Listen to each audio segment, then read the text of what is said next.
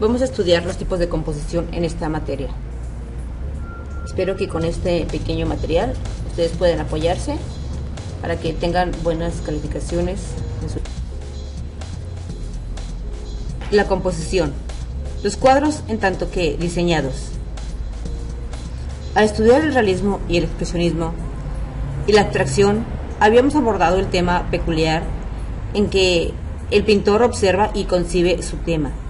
Primero vimos al realista reproducir en sus obras los aspectos del mundo casi como en un espejo, y sin embargo reflejábamos siempre en múltiples maneras, dado que los aspectos del mundo siempre de acuerdo con la época y el lugar en que se vive. En contraste, la actitud del pintor expresionista se nos presentaba como un afán, no tanto ya de reflejar lo que le rodea, sino más bien de revelar sus emociones como respuesta al mundo, explorándolas por vía interior, en su persona misma.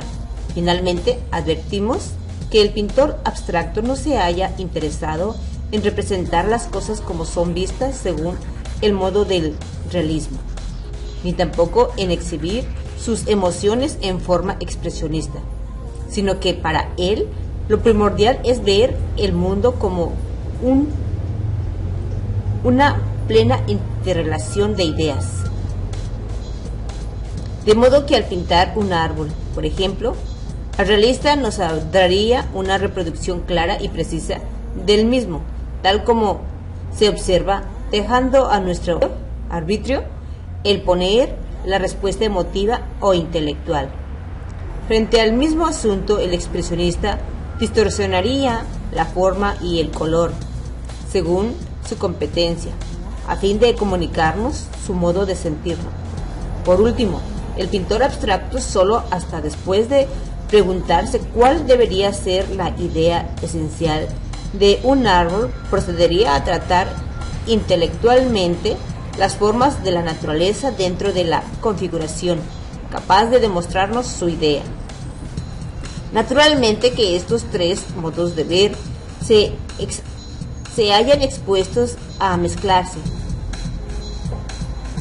Sería muy difícil encontrar algo así como una pintura que fuese puramente realista, puramente expresionista o puramente abstracta. La vista, las emociones y el intelecto participan de manera conjunta, tanto en las emociones o tanto en los momentos de la creación de la obra como en los de la disfrutarla. Aún las pinturas más idóneas para satisfacer las exigencias de la representación visual, como también los primordialmente distintas o destinadas a incitar emociones, poseen un ingrediente de abstracción que escapa a la mayoría de los observadores, ingrediente que se halla composición, que se le llama composición, y que nos detendrá en esta y en las dos siguientes unidades.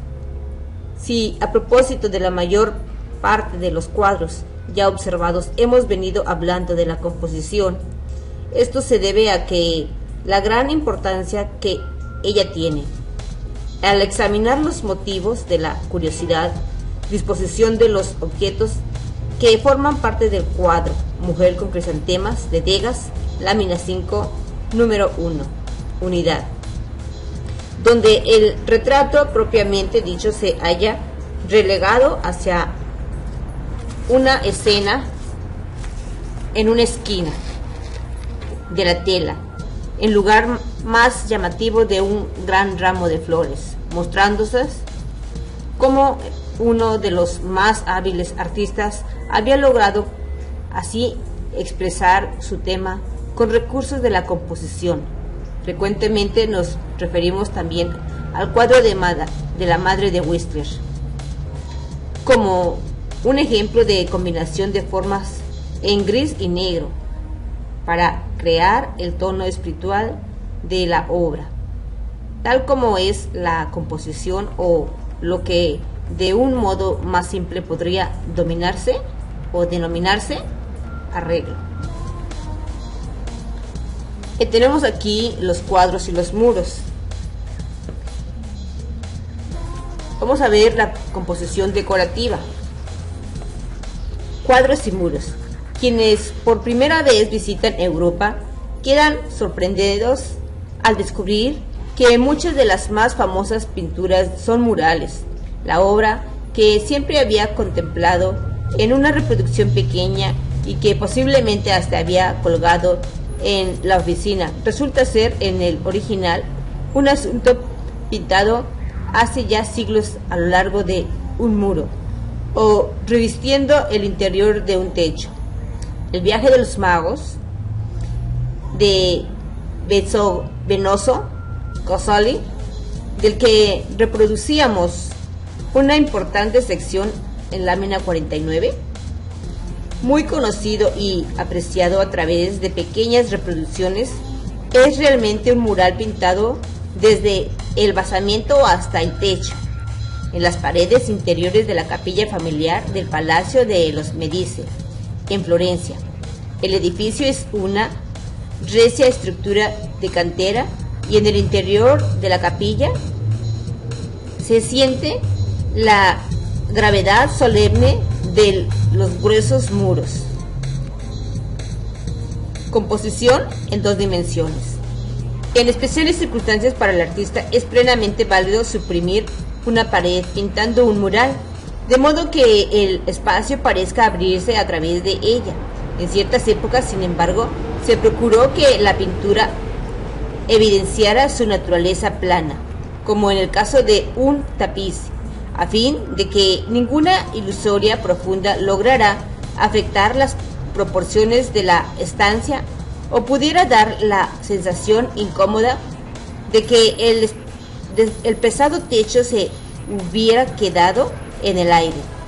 Algunos muralistas, para evitar esta ilusión de óptica, incorporaban en su tema la representación de arcos y columnas como si más allá de ellos se abriera la distancia. Sin embargo, Gozzoli prefirió aceptar la pared con la finalidad que le es propia, esto es, en tanto que elemento sólido para el soporte del edificio. Considerémosle él mismo, antes que todo, de que es un decorador. Pintó el viaje de los magos de modo plano, sin preocuparse de rasgos expresivos y tratando más bien de la riqueza ornamentalmente propia del tapiz decorativo. Se supone que algunos objetos de su composición se encuentran detrás de otros, pero sin producir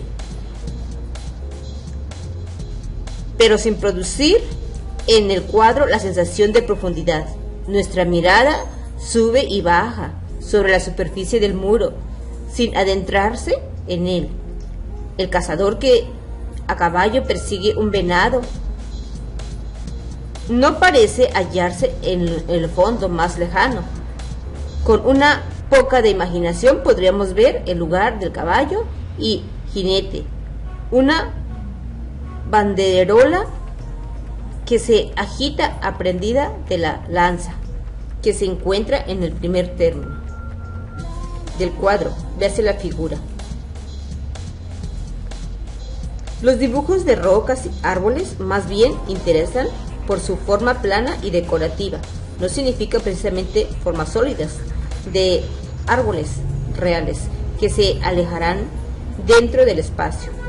Toda la multitud de figuras, objetos que componen el cuadro ha sido dispuesta en franjas que ascienden una sobre otra en el muro, figura 1, y no en planos que se transponen dentro de la distancia.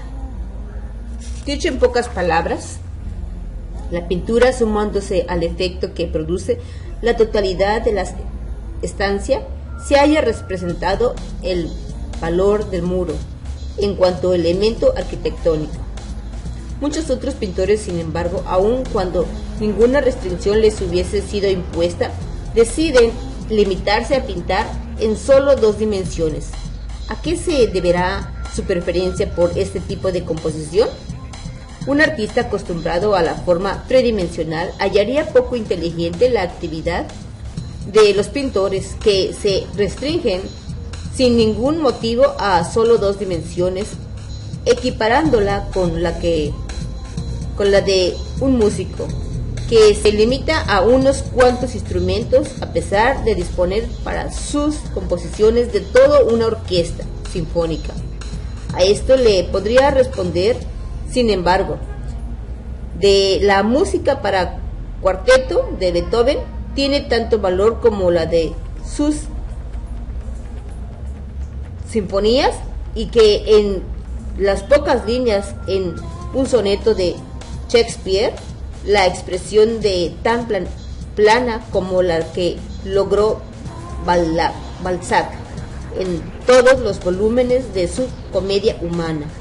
Se podría agregar inclusive que la economía de los mercados, de los medios de expresión, así como la condensación del tema implicado en la pintura bidimensional, en el cuarteto de música y en el del soneto literario, dan mayor claridad y pureza de significado y por consiguiente mayor fuerza a lo que el artista ha de expresar. Fue un argumento semejante el que expuso Mondrian a propósito de algunas de sus abstracciones bidimensionales, como aquella del ritmo de líneas rectas, lámina 41, unidad 4. También Maurice Denis, en unas afirmaciones muy citada por otros pintores, señalaba que es necesario recordar que un cuadro, antes que un caballo de batalla, de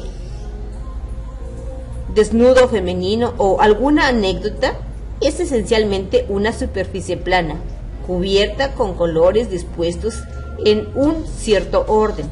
Los términos de importancia aquí son los de superficie plana. Lo que en esta expresión se indica es el reconocimiento de una limitación al propio tiempo, de la riqueza de sus posibilidades. La composición de 2 dimensiones admite lo mismo la disposición más elemental para pintar que la más cultivada. El menos experimentado de nosotros, provisto de una hoja de papel, un lápiz y algo que copiar, dibujaría un tema en el centro más bien que en una esquina. Esto se debe a que de un modo instintivo nos damos cuenta que el dibujo requiere un razonable sitio dentro del área plana en que se coloca. También tendríamos que dibujar en 2 dimensiones, no solamente por ignorancia plena de lo que es la perspectiva, los escorzos o la gradulación de sombras, sino además porque la compensación del espacio dentro de la ilusión de profundidad de un cuadro es de por sí muy complicada. Precisamente de esta disposición elemental del aficionado a la pintura puede surgir una obra de arte, cuando la sensibilidad del artista está presente, como en el caso del retrato de Esther Tulton, lámina 50, hecho por Joseph Davis, un pintor autodidacta del siglo pasado.